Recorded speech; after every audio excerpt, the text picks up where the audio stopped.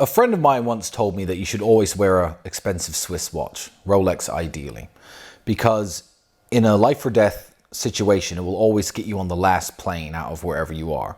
So if you're in Lebanon and you want to get on the last plane out of Lebanon, you can hand over your Rolex and jump on the plane. And that's a very good way of carrying wealth on you that isn't usually confiscated from you when, the police come and search you and raid your house, etc.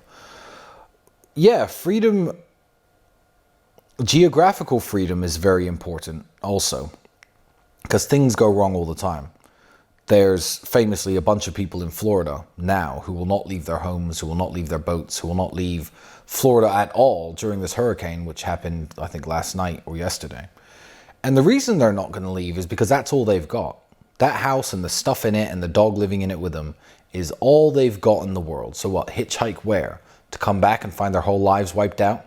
They'd rather stay with their stuff. They'd rather die on their hill, quite literally. And I think that geographical freedom, it is, of course, tied to finance. But as an American, with the upcoming election, as a citizen of anywhere in the world with a political climate that's uncertain, certainly have your passport. Certainly have friends in other countries that you could stay with. Certainly keep enough money in the bank for a plane ticket. Certainly keep all of these things, in your back pocket. Because if you aren't free geographically, then you can get tied up in stupid situations politically. My brother and I preach this all the time, and ironically, we found ourselves trapped in the country of Romania.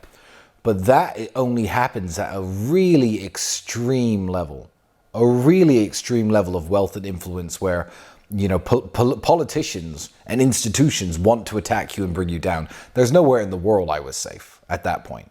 However, I'm still very, very free. I'm a very free person. Life is good. I can see any woman I want, anytime I like. I fly them in. They come and hang out with me. I see any friends I like from anywhere in the world, war room members, old school friends. They jump on planes. I fly them to me. I'm still free within my house, more so than lots of people who can go wherever they like. Because they can't go wherever they like, can they? They haven't got a passport. They haven't got any bloody money. They sit on the internet tweeting hate tweets about me and my brother about how we're constrained within the country of Romania, which is a very big, very beautiful country. But yeah, I'm very free. If I need to see my mother, private jet, she gets on the jet, she arrives here at my house via chauffeured car. I'm free to do things that a lot of people aren't, even though I'm constrained. So freedom is a interesting concept, and there's very many different ways to measure it.